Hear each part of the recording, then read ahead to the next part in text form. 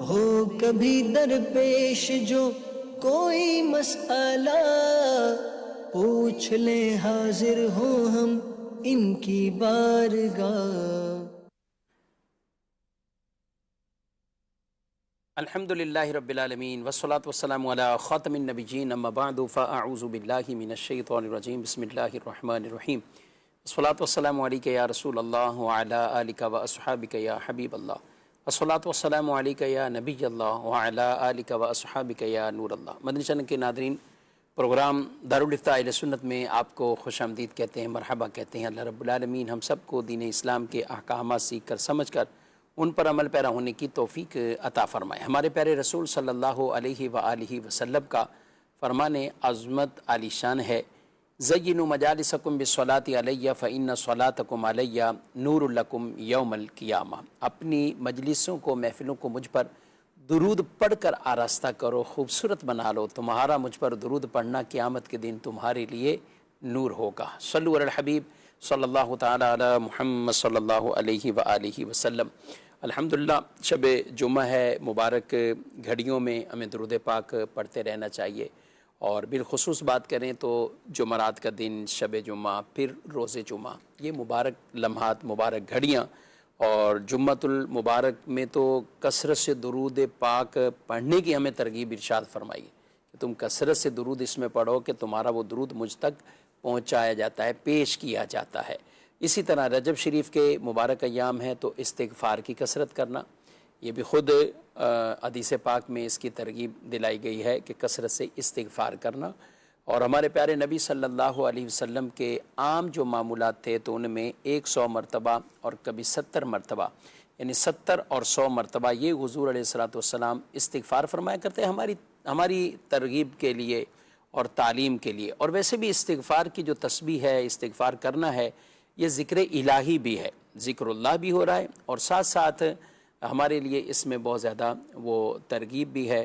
اللہ پاک ہمیں بھی عمل کی توفیق دیں۔ آپ کے سوالات شامل کریں گے ہمارے ساتھ آج پروگرام میں تشریف فرمائیں مفتی محمد جمیل اطہاری صاحب، خوش آمدید کہتے ہیں۔ کیسے ہیں مزاج گرامی؟ الحمدللہ، جزاکم اللہ، ماشاء اللہ ماشاء اللہ۔ ہمارے پاس کچھ سوالات بھی ہیں، اور آپ بھی جو پوچھنا چاہیں تو نمبر آپ کے پاس ہے، موبائل اٹھائیے، آپ کال کیجئے، ایس ایم ایس کیجئے، تو انشاءاللہ ممکنہ صورت میں آپ کا سوال جو ہم تک پہنچا تو ہم اسے ضرور پروگرام کے حصہ بنانے کی کوشش کریں گے۔ پہلے بڑھتے ہیں ناظرین کے کچھ ویڈیو سوالات کی طرف۔ میرا نام شوکت رانا ہے۔ کیا سرمایہ برابر ہو تو نفع بھی برابر ہونا ضروری ہے؟ جی، پہلا سوال ہی کاروبار اور شراکت داری، پارٹنرشپ، سرمایہ دونوں طرف سے برابر ہے تو نفع بھی برابر ہونا۔ اب اس میں ایک یہ ہوتا ہے کہ بعض اوقات ایک کام کر رہا ہے تو دوسرا پارٹنر کام نہیں کرتا یا کم کام کرتا ہے، تو دیکھ بھال ٹوٹلی ایک کر رہا ہوتا ہے، تو اب تقاضا یہ ہوتا ہے ان کی طرف سے، ایک تو سیلری کا آپشن آیا تھا کہ میں اتنی سیلری لوں گا، بقیہ چیزیں ہم بانٹیں گے، تقسیم کریں، یا دوسرا آپشن یہ آ جاتا ہے کہ ویسے ہی اس کا پرسنٹیج کچھ زیادہ رکھ دیا جائے۔ ہونا کیا چاہیے، طریقہ کار کیا اختیار کریں، وہ بسم اللہ الرحمن الرحیم۔ جب دو آدمی پارٹنرشپ کر رہے ہوں، یعنی دونوں نے اپنا اپنا سرمایہ لگایا ہے، اب وہ سرمایہ کی صورت اگر برابر کی ہو، مثال کے طور پہ 5 لاکھ اس نے اور دوسرے شخص نے بھی 5 لاکھ روپے لگائے ہیں، اور 10 لاکھ روپے سے کام شروع ہو رہا ہے، تو سرمایہ برابر ہے۔ اب سرمایہ برابر ہونے کی صورت میں نفع کا برابر ہونا کیا ضروری ہے، یہ ہمارے سائل محترم نے سوال کیا ہے۔ تو یاد رکھیں، نفع کا برابر ہونا یہ ضروری نہیں ہے۔ جب دو آدمی کام کر رہے ہیں، دونوں کا سرمایہ بھی برابر ہے، تو یہ اپنے کام کی کمی بیشی کو سامنے رکھتے ہوئے کہ ایک کا کام زیادہ محنت والا ہے، زیادہ ٹائم دینے والا ہے، یا ایک کے کام میں باریک بینی بہت زیادہ ہے، دوسرے کے کام میں اتنا بوجھ نہیں ہے، نہ اتنا زیادہ ٹائم اس نے دینا ہے، تو جب اس طرح کا معاملہ ہو اور دونوں کا سرمایہ برابر ہو، تو ایسے موقع پر کام کی نوعیت کو دیکھتے ہوئے جس کی طرف سے وقت محنت زیادہ ہو رہی ہے اور جس کے کام کی یعنی ویلیو کو اگر ہم سامنے رکھیں، وہ اگر زیادہ ویلیو والا کام کر رہا ہے، تو اگر وہ اپنے نفع کا ریشو بڑھانا چاہے बढ़ा सकता है। मिसाल के तौर पे दोनों का माल 5-5 लाख रुपए है, 5-5 लाख रुपए है, तो ऐसी सूरत में बज़ाहिर 50-50 नफ़े के हकदार हैं, लेकिन एक के काम की नौइयत में वक्त देना ज़्यादा है, मेहनत ज़्यादा है, तो अगर वो अपने नफ़े का रेशो 50% के बजाय 60% रखना चाहे, 65% रखना चाहे, उसके मद्दे मुकाबिल दूसरे का जो रेशो बने वो 40% या 35% अगर बनता है और दोनों इस पर राज़ी हैं, तो शरई एतबार से इसमें कोई मुज़ायका नहीं है। नफ़े का रेशो अप डाउन बाहमी रज़ामंदी के साथ किया जा सकता है, यानी तय करना ज़रूरी है, चाहे 50-50% तय करें, 40-60% तय करें, ये कर सकते हैं। सही। अच्छा, रहा मामला नुकसान का, तो हदीस मुबारका की रूह से जब दो आदमियों का सरमाया हो तो जो नुकसान होता है वो नुकसान उनके माल की मिक़दार के मुताबिक होता है। अगर नुकसान हुआ और दोनों का माल बराबर बराबर है तो ये नुकसान दोनों पर 50-50% पड़ेगा, नुकसान दोनों 50-50% ही उठाएंगे।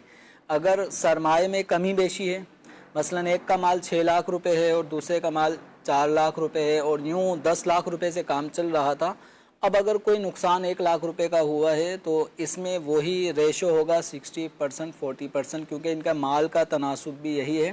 तो एक को जिसके 6 लाख थे उसको 60,000 रुपये का नुकसान हुआ, जिसके 4 लाख थे उसको 40,000 रुपये का नुकसान हुआ, अगर 1 लाख का नुकसान हुआ है। तो नुकसान के हवाले से बक़द्रे अमवाल, जो माल जितनी मिक़दार में जिस पार्टनर का है, नुकसान उसी मिक़दार में उसको उठाना होगा। लेकिन नफ़े का जहाँ तक ताल्लुक़ है तो नफ़े को हम बाहमी रज़ामंदी के साथ अपने अमवाल की मिक़दार से अप डाउन कर सकते हैं, इसमें कोई मुज़ायका नहीं है। यानी यूँ भी हो सकता है बिलफ़र्ज़ कि एक आदमी के 60% और दूसरे के 40% है, लेकिन जब नफ़ा हो तो नफ़ा इसके बरक्स भी हो सकता है कि जिसने 4 लाख रुपए मिला हैं वो 60% नफ़ा तय कर ले और जिसके 6 लाख हैं वो 40% नफ़ा, यानी काम की नौइयत को भी मद्देनज़र रखते हुए नफ़े का रेशो कम ज़्यादा कर सकते हैं। लेकिन नुकसान अगर होगा तो नुकसान को बक़द्रे अमवाल उनके माल की परसेंटेज के मुताबिक डिवाइड किया जाएगा। और वो जो है कि उसमें उसको नहीं कम दिया जा सकता जो काम में भी शरीक हो और काम में मतलब एक 6 उसके हैं या 5-5 ही दोनों के हैं, यानी जो और वो काम भी है, तो फिर क्या उसको वो इसको 40 कहेंगे आप ले ही कम, तो इसमें क्या उसको कम भी नफ़ा, यानी जिसने सरमाया कम लगाया लेकिन परसेंटेज नफ़े की ज़्यादा उठा रहा है तो उसके लिए काम करना ज़रूरी है,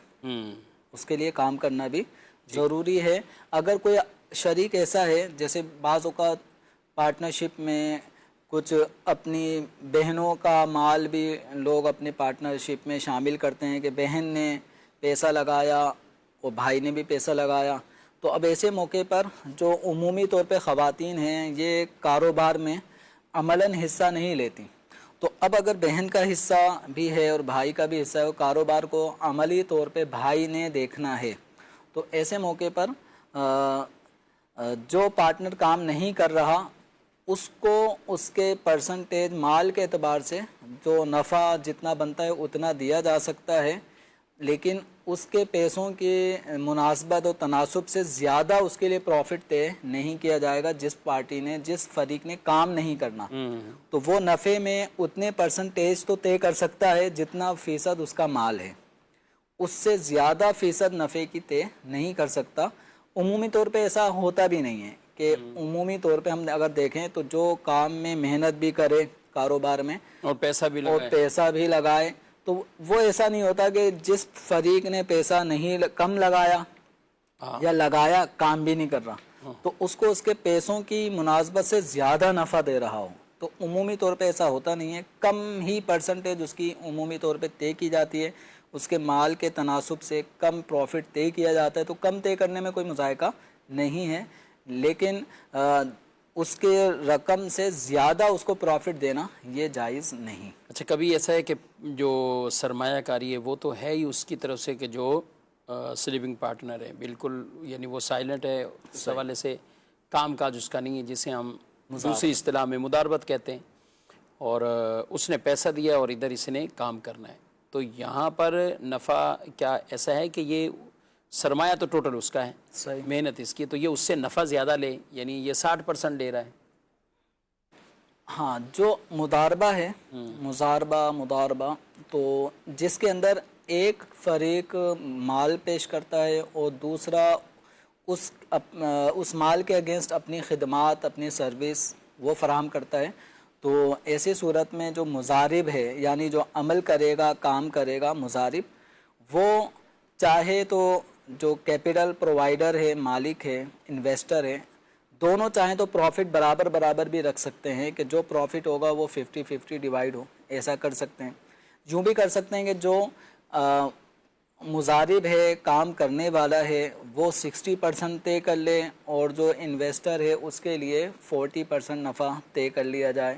یعنی کام کرنے والے مضارب کا، ورکر کا نفع انویسٹر کے مقابلے میں زیادہ بھی ہو سکتا ہے، کم بھی ہو سکتا ہے، برابر بھی ہو سکتا ہے. لیکن یاد رکھیں جو پہلا مسئلہ تھا شراکت داری کا، پارٹنرشپ کا، وہاں پر نقصان دونوں برداشت کریں گے اپنے کیپٹل کی مقدار کے برابر. صحیح. لیکن جو دوسرا مسئلہ ڈسکس کیا جا رہا ہے جس کا نام مضاربہ یا مضاربہ ہے، اس کے اندر جو ورکر ہے اس کے ہاتھ میں انویسٹر کا مال امانت ہوتا ہے، اور امانت والی چیز میں اگر کوئی نقصان ہو تو امین پر تاوان لازم نہیں ہوتا. یہ جس کا مال ہوتا ہے، مالک ہوتا ہے، اس کا نقصان کہلاتا ہے. تو اگر کاروبار کرنے کے دوران بلا کوتاہی، بغیر کسی قسم کی کوتاہی، غفلت برتتے ہوئے اگر کوئی مال میں نقصان ہو گیا، مثلا ناگہانی طور پر وہ چیز ٹوٹ گئی، گر گئی، خراب ہو گئی، جل گئی، رہ گئی، کسی بھی طور پر جس میں اس مضارب کا، ورکر کی کوئی کوتاہی اور غفلت نہ ہو اور اس کیپٹل میں کسی قسم کا نقصان ہوا، تو وہ نقصان ورکر کے اوپر لاگو نہیں کیا جا سکتا. اس کے ہاتھ میں یہ امانت ہوگی اور یہ نقصان جتنا بھی ہوا یہ سب انویسٹر کا، مالک کا ہوگا. البتہ جہاں پر مضارب کی، ورکر کی، کام کرنے والے کی غفلت پائی جائے گی اور پھر نقصان ہوا، تو اس غفلت میں ہونے والا جو نقصان ہے، چاہے وہ 1 روپے کا ہو یا کروڑوں روپے کا ہو، تو وہ غفلت کی وجہ سے ہونے والا نقصان یہ ٹوٹلی طور پر ورکر کے اوپر لاگو کیا جائے گا. مثلا یہ شاپ اسی طرح کھلی چھوڑ کر کہیں قریبی کسی بھی جگہ جا کے باتیں کر رہے ہیں اور اس کی غیر موجودگی میں لاکر سے رقم غائب ہو جاتی ہے یا قیمتی سامان چوری ہو جاتے ہیں، اور اس کی غفلت کی وجہ سے یہ ہوا، تو جتنا نقصان ہوا یہ سب نقصان اس ورکر، مضارب کو اپنے پلے سے بھرنا پڑے گا.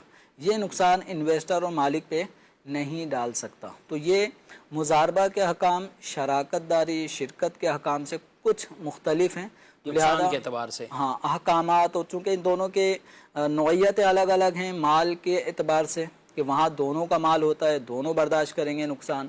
یہاں چونکہ مال ایک کا ہوتا ہے تو اسی کو نقصان برداشت کرنا ہوگا، اور مضارب پر بھی کبھی کبھی نقصان عائد ہوتا ہے، اس کی بھی صورتیں مختصر میں نے عرض کی ہیں. اور اس میں یہ بھی تو ہے نا، کبھی ایسا ہے کہ اب یعنی سال سے یہ کام چلتا ہوا رہا ہے، اب وہ 6 مہینے 8 مہینے تو آپس میں نفع بانٹتے رہے، وہ یہ بھی لیتا رہا اور وہ بھی لیتا رہا. صحیح. اب 9ویں مہینے میں آ کے نقصان ہوا، تو اب یہ تو نہیں ہے کہ یہ 8 مہینے پہلے نفع لے چکے تو وہ تو جو بھی لینا تھا کھا پی گئے، سب ختم ہو گیا. اب یہ 9ویں مہینے چونکہ نقصان ہے تو یہ صرف رب المال کرے، جس کا پیسہ ہے وہ کرے. تو جو پہلے والا پروفٹ، نفع، وہ بھی اس میں شمار ہوگا، یعنی دونوں اس کو ایک طرح کا واپس کریں یا حساب کتاب میں لیں. اب اگر نقصان اس سے آگے جاتا ہے تو پھر کیپٹل کی طرف جائے گا، رب المال کے سرمایہ کی طرف وہ جائے، ٹھیک ہے، اس کی طرف جائے. لیکن یہ پیچھے جو اس نے لے لیا ہے دونوں نے، تو یہ جو ابھی میری ساری گفتگو تھی، یہ گفتگو ساری اس اعتبار سے تھی کہ کاروبار میں ابھی سٹارٹ ہوا، ون ڈیل ہوئی ہے، ہاں، چلیں گے، ابھی ایک ہی دفعہ میں نقصان ہو گیا. ابھی ان لوگوں نے آپس میں نفع تقسیم نہیں کیا تھا اور نقصان ہو گیا، تو یہ نقصان انویسٹر کا ہے.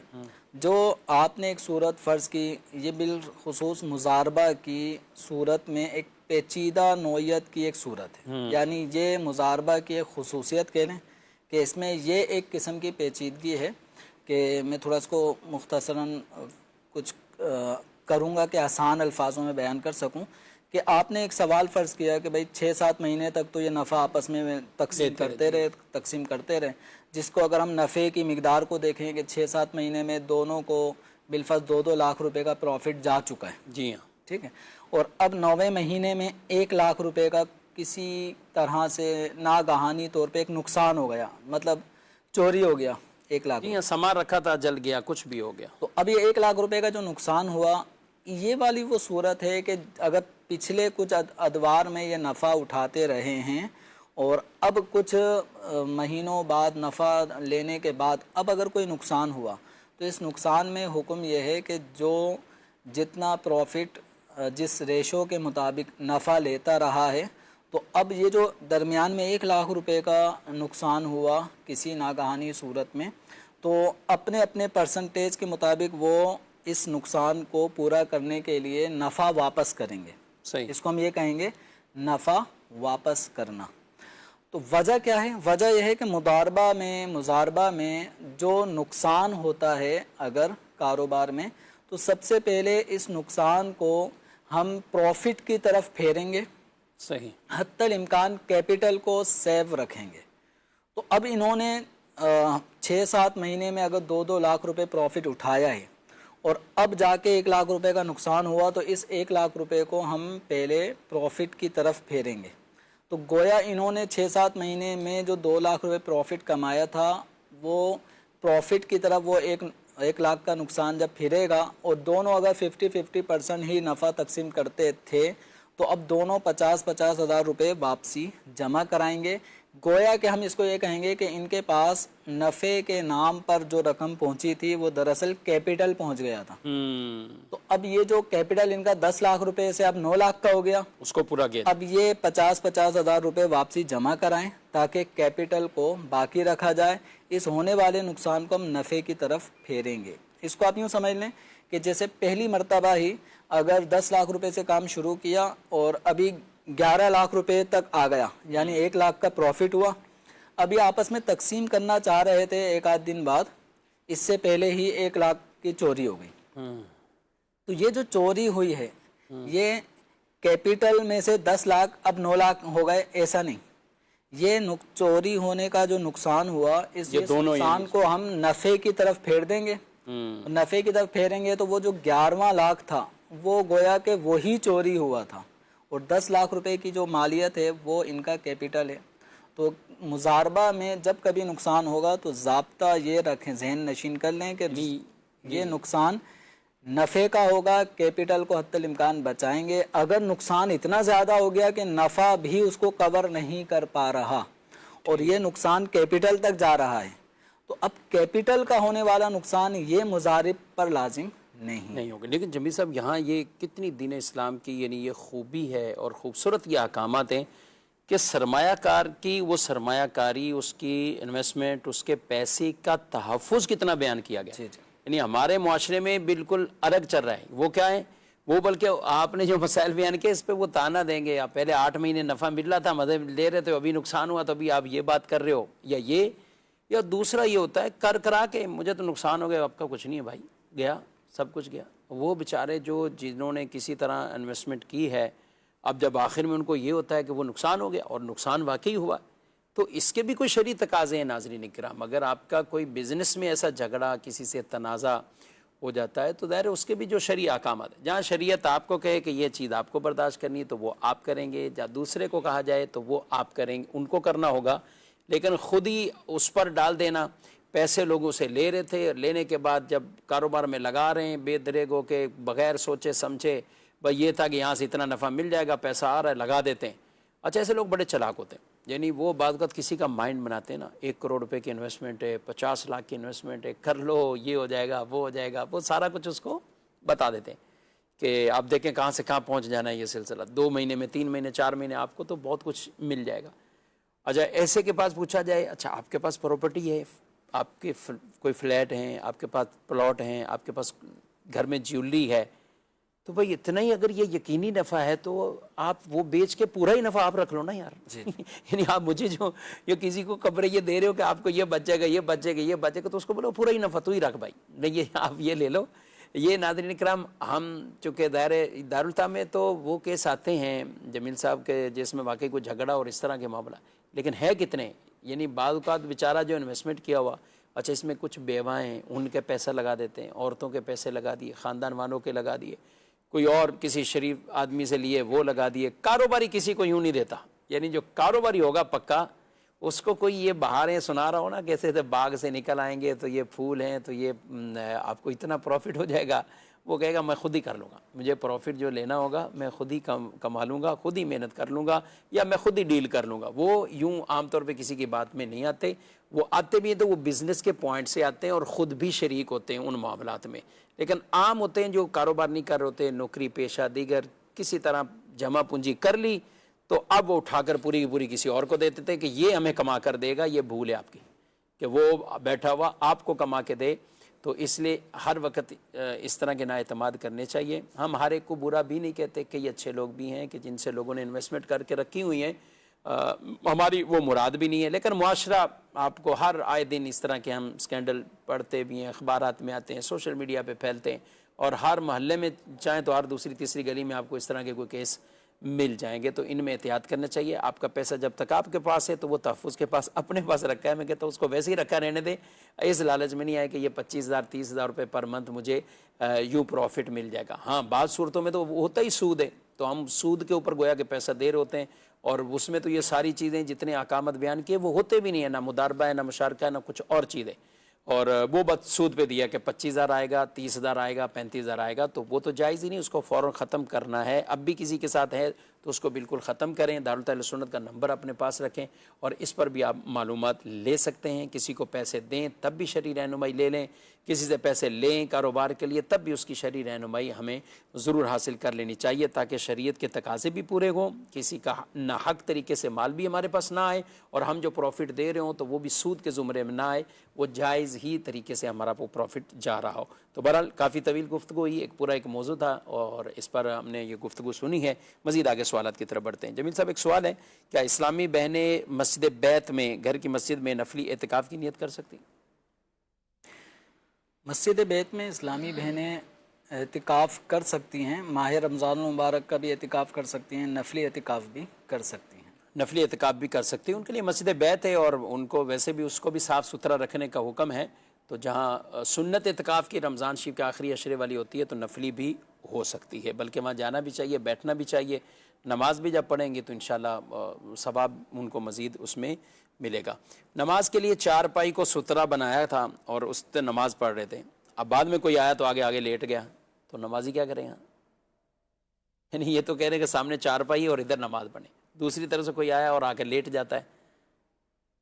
چارپائی پہ اگر کوئی لیٹ بھی گیا بالفرض اور انہوں نے چارپائی کو ستھرا بنایا تھا، یعنی چارپائی ویسی ہی جس انداز سے بچھی ہوئی ہوتی ہے اس انداز سے بچھی ہوئی تھی اور باقاعدہ وہ سترے کی مقدار تھی، تو اس صورت میں جو وہ سترے کی مقدار پوری کر رہی تھی اور نماز شروع کر دی، بعد میں اگر کوئی آدمی آ کے چارپائی پہ لیٹ جاتا ہے تو اس بعد میں آنے والے شخص کا یہ عمل جائز نہیں ہوگا، البتہ نماز ہو جائے گی.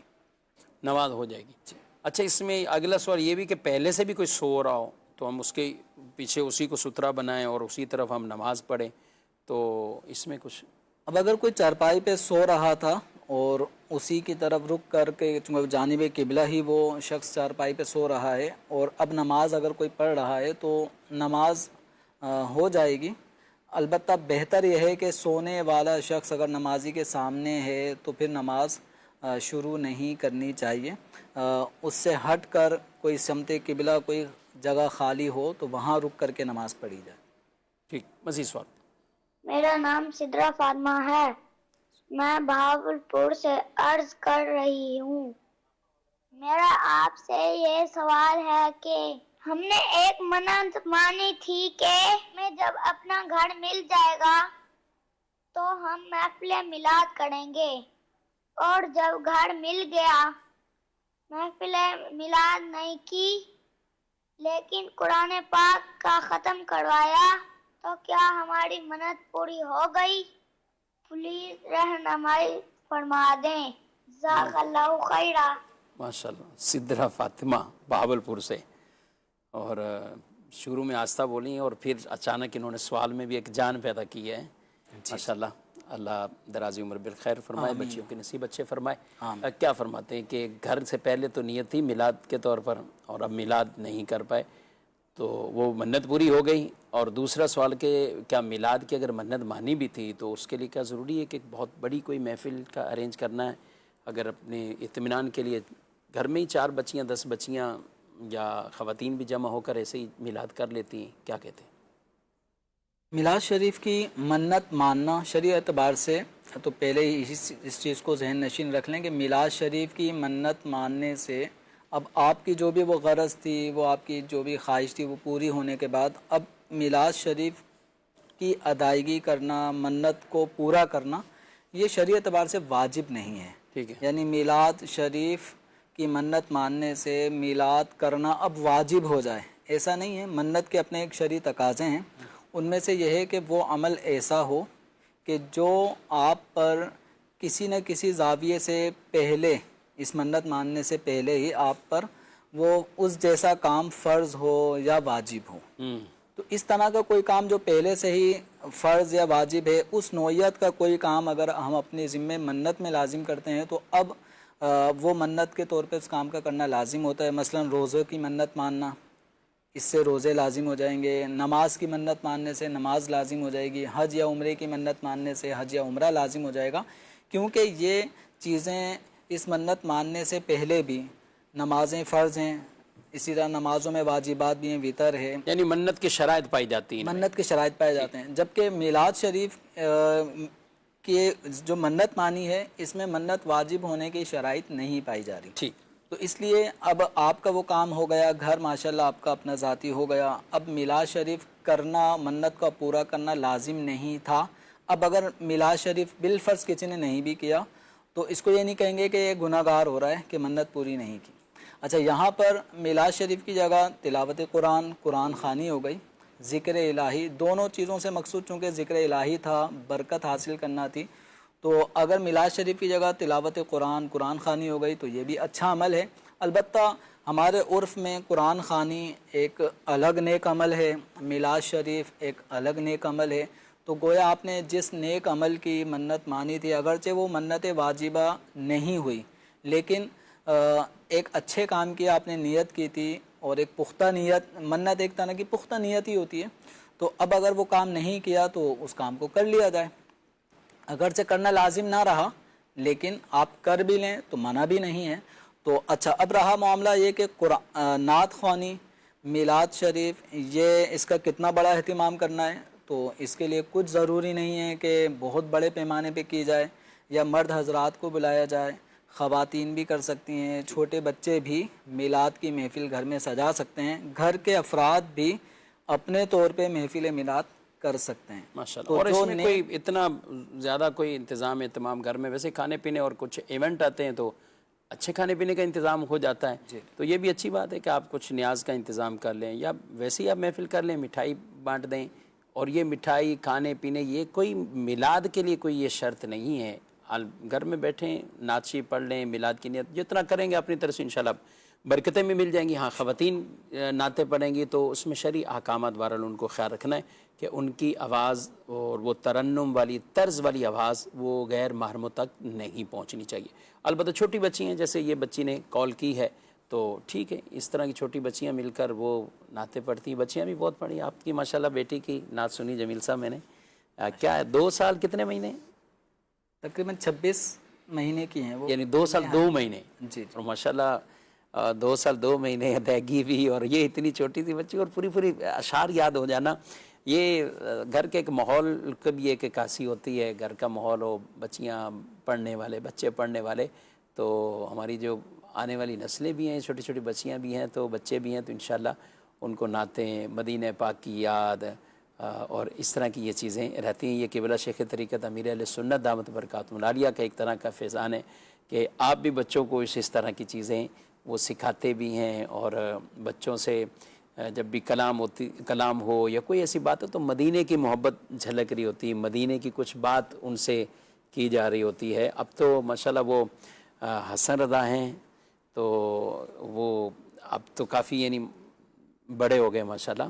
امیر اہل سنت کیا مٹھو فرماتے ہیں کہ مٹھو میرا نا، تو یہ جب یہ بھی چھوٹے تھے تو اس وقت ان کے اندر بھی اس طرح کی جو نا مدینے کی تڑپ میں رونا، کبھی یہ ویڈیو کبھی اس طرح کی کئی ایسے مناظر دیکھیں، تو یہ صحبت کا بھی ایک صحبت پاک کا اثر ہے اور ماشاءاللہ مدنی چینل کی برکات ہیں۔ الحمدللہ مدنی یعنی چینل پر بھی ایسی چینل جھوم جھوم میں کے مدنی مقصد ہے، جی تو وہ مدنی مقصد بچے دہراتے رہتے ہیں، تو جو چھوٹی بیٹی ہیں ام حبیبہ میری، تو ماشاءاللہ وہ چلتے پھرتے اپنے الفاظ میں مدنی مقصد دہرانا، صلی اللہ علی محمد، جیسے عبدالحبیب بھائی کی آواز میں ذہنی آزمائش میں اکثر یہ پڑھا جاتا ہے صلی اللہ علی محمد، وہ بھی وہ دہراتی رہتی ہیں۔ تو یہ مدنی چینل اپنے گھروں میں اگر مدنی چینل کے ناظرین آن رکھیں گے، روزانہ آپ مدنی چینل دیکھیں گے، آپ کے چھوٹے بچے بھی دیکھیں گے، کھانا کھاتے ہوئے دیکھ رہے ہیں، چلتے پھرتے دیکھ رہے ہیں، گھر میں بیٹھ کے آپ بھی اہتمام سے دیکھیں تو بچوں پر اس کا اچھا اثر پڑتا ہے انشاءاللہ۔ تو الحمدللہ یہ سب برکات مدنی چینل کے ذریعے، امیر اہل سنت کے ذریعے الحمدللہ یہ ہم سب کو نصیب ہو رہی ہیں۔ جی ناظرین کرام، پروگرام کا وقت اپنے اختتام کو پہنچا ہے، آپ سے اجازت چاہتے ہیں، مدنی چینل دیکھتے رہیں، قبلہ شیخ طریقت امیر اہل سنت دامت برکاتہم العالیہ کے مدنی مذاکروں میں بھی شرکت کریں، اور آج تو آپ خصوصی طور پر بنگلہ دیش کے جو سنت و برے اجتماع ہیں اس کی نشریات بھی آپ دیکھیں گے۔ اللہ ہم سب کو عمل کی توفیق دے، آمین بجاہ النبی الامین صلی اللہ علیہ وسلم۔ ہادیوں رہنما ہمارے علماء، ہو کبھی درپیش جو کوئی مسئلہ، پوچھ لیں حاضر ہوں ہم ان کی بارگاہ۔